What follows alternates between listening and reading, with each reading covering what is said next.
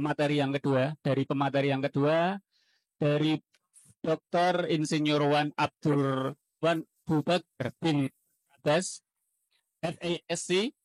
Beliau merupakan President of the ASEAN Legislation, GAKSA. Beliau merupakan Presiden dari GAKSA, gabungan komunitas sastra ASEAN.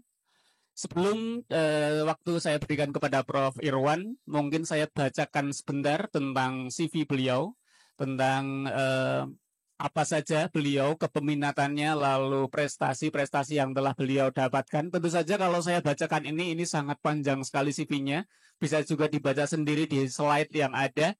Sangat tentu saja sangat banyak nanti yang akan dapat kita peroleh dari Prof tentang bagaimana pendidikan karakter di Malaysia.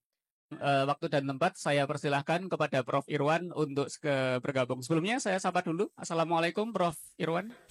Waalaikumsalam warahmatullahi wabarakatuh. Ya. Oke. Ya. Terima kasih Dr. Muhammad Bari Haki, Dr. Inisnu Temanggung, Prof. Temanggung. Ya. Temanggung, ya. Para pemakalah untuk sesi hari ini, para moderator dan para audiens. Terlebih dahulu saya mengucapkan banyak-banyak terima kasih kerana mengundang saya untuk ke majlis ini. Sudah lama saya tidak ke Banten, sudah lama tidak ke Indonesia juga. So ini satu melepaskan rindu bahawa saya dapat bersama peserta dari Indonesia terutama saya. Saya bercakap pada hari ini tentang benda yang tak begitu sukar. Saya diminta bercakap tentang sastra cyber atau e-sastra. Itu satu pertubuhan yang kami bangunkan di Malaysia sejak tahun 2002 dulu. Tahun 2002 ketika itu internet baru di Malaysia dan di Indonesia juga. Internet baru digunakan secara perlahan oleh penulis-penulis. So kami tubuhkan satu portal yang dinamakan e-sastra.com dan kami membuka portal itu untuk penyiaran karya oleh penulis-penulis dari Malaysia, dan saya terperanjat akhirnya disebabkan dia di internet, penulis-penulis dari Indonesia juga bergabung bersama menyiarkan karya di situ, dan akhirnya saya pun proud ke Indonesia menyampaikan puisi-puisi saya dan kenalan dengan penulis-penulis dari Indonesia. So itu lebih kurang sejarah.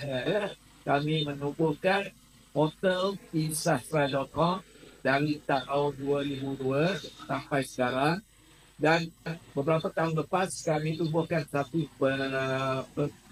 pertubuhan baru yang dinamai GAKSA, Gabungan Komunitas Sastra ASEAN. GAKSA, dan GAKSA juga menerbitkan satu portal untuk saudara-saudari menyiarkan karya yang dinamakan e-sastra Bandara ASEAN. E-sastra Bandara, dan itu antara aktiviti yang menghubungkan penulis di Malaysia, penulis di Indonesia, penulis di Brunei, Thailand. Saya ingin kita bercakap tentang karakter pendidikan di Malaysia dan sebagainya. Kertas kerja saya telah pun saya edarkan. So tak banyak dan perlu saya sampaikan pada hari ini, dan suara saya buat tak kenapa terganggu sedikit. Tapi pada asasnya saya ingin kita memperkatakan hubungan antara pendidikan bahasa Melayu terhadap orang Melayu. Pendidikan bahasa Melayu terhadap orang Melayu. Dan of course kita faham di Malaysia, bila kita katakan orang Melayu, kita maksudkan orang Islam. Bila orang Cina misalnya masuk Islam, mereka dikatakan masuk Melayu. Dan bila orang Melayu adalah yang keluar Islam, dan jangan yang keluar Islam. Kalau mereka keluar Islam, barangkali mereka tidak lagi Melayu. Istilah-istilah seperti ini yang biasa kita gunakan. Dan di dalam bidang sastra, penulisan di Malaysia juga dapat dibaca sekarang di Indonesia. Misalnya portal Gaksa yang kami terbitkan, e-Sastra Baganda ASEAN. e-Sastra Baganda ASEAN. Di situ kita ada satu grup WhatsApp. Ada orang panggil WhatsApp, ada orang panggil WhatsApp.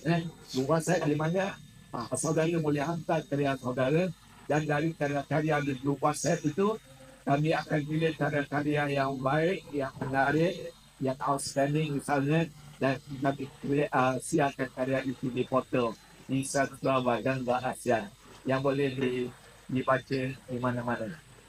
Ya. Kemudian saya diminta juga menerangkan bagaimana gambaran orang Melayu yang dikemukakan dalam karya-karya sastra di Malaysia. Sastra berbahasa Melayu di Malaysia. Saya cuma tegaskan walaupun Malaysia ramai penduduknya, barangkali 35% adalah bukan Melayu, tetapi kebanyakan yang menulis dalam sastra Melayu ini adalah orang Melayu. Orang Melayu. Jadi kalau kita nak hubungkan karakter-karakter yang di dalam fiction Melayu, misalnya you baca cerpen dan novel, kebanyakan adalah melibatkan orang-orang Melayu atau orang Islam dan kisah masyarakat yang biasa, ada yang baik, ada yang tak baik dan sebagainya. Itu cerita biasa. Ya. Akhir sekali saya diminta memperkatakan tentang sejarah perkembangan sastra cyber di Malaysia. Seperti yang saya sebutkan tadi, sewaktu internet baru mula berkembang di kawasan Asia ini, kami mengambil kesempatan untuk menumbuhkan satu laman web yang dinamakan e-Sastra.com. Laman web itu berkembang dengan baiknya dan disertai oleh orang, boleh katakan seluruh Asia dan di luar Asia, di Amerika juga menulis di situ. Tetapi akhirnya laman web itu terpaksa ditutup sebab portal yang kami gunakan, Community Zero itu telah ditutup. Sekarang kami telah pindahkan portal kami kepada WordPress.com dengan nama yang sama, dan disitulah kami beraktiviti. Sekali-sekala kami akan ada pertemuan biblical untuk membaca karya. Dan persatuan yang kami gunakan ialah Persatuan e-Sastra Malaysia. Itu satu persatuan yang kami tubuhkan dalam kalangan penulis Malaysia, biasanya orang-orang Melayu. Saya ingat itu saja yang perlu saya sampaikan. Kalau ada soalan, saya boleh cuba jawab. Terima kasih. Terima kasih Prof. Irwan atas materinya. Bisa tepuk tangan dulu untuk Prof. Irwan. Thank you, Prof, for the material about the pendidikan bahasa Malaysia untuk orang Malaysia, bagaimana Melayu dianggap orang Islam dan seterusnya. Dan tentu saja tentang bagaimana sejarah awal berdirinya Gaksa, bagaimana Prof. Irwan dengan awal inisiasinya tentang e-sastra atau sastra cyber di tahun 2022, awal-awal internet sudah mampu untuk menginisiasi tumbuhnya sastra. Gimana? Oh, 2002. Oh ya, 2002 menginisiasi awalnya sastra cyber lewat e-sastra semacam itu. Nanti ada tambahan-tambahan diskusi, nanti kita bisa sharing di bagian akhir. Terima kasih Prof. Irwan. Selanjutnya kepada